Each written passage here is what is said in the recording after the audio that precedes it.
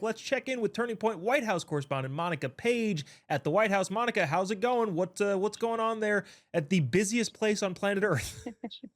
Yeah, that's definitely it's definitely a right sentiment. It is always the busiest place on earth, believe it or not. But it's been pretty busy this morning already. Press briefing already happened. Lots of great information regarding the big, beautiful bill that finally passed 215 to 214.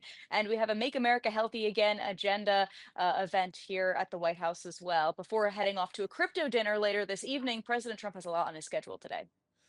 Monica, so there's a lot of great things in the big beautiful bill. There's also some things that fiscal conservatives might be a little. I'm not sure why we're doing that. The salt tax deductions might be Yeah. one of them, which we don't need to necessarily talk about. Can you highlight some of the better things that people are getting? Because we can get into the politics and the back and forth and trade offs and all that sort of stuff. But obviously, lots of great stuff in this bill. What are some of the highlights of it?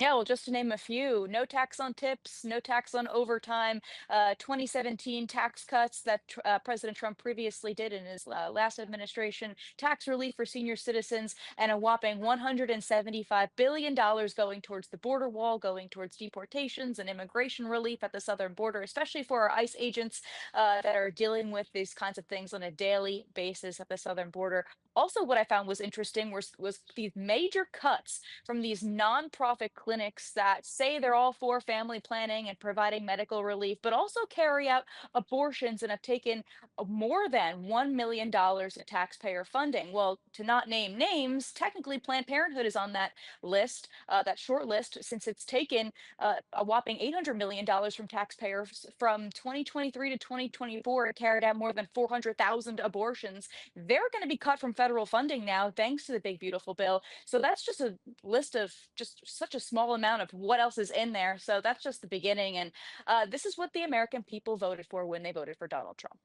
Yeah, you also mentioned some of the Maha stuff going on. RFK Jr. They're holding a big Maha event today. Can you kind of tell us what's going on there? Yeah, Secretary Robert F. Kennedy Jr. joining President Trump with a bunch of people that have been leading the charge in exposing big pharma and exposing the big food industry as well. Big food and also the pesticide.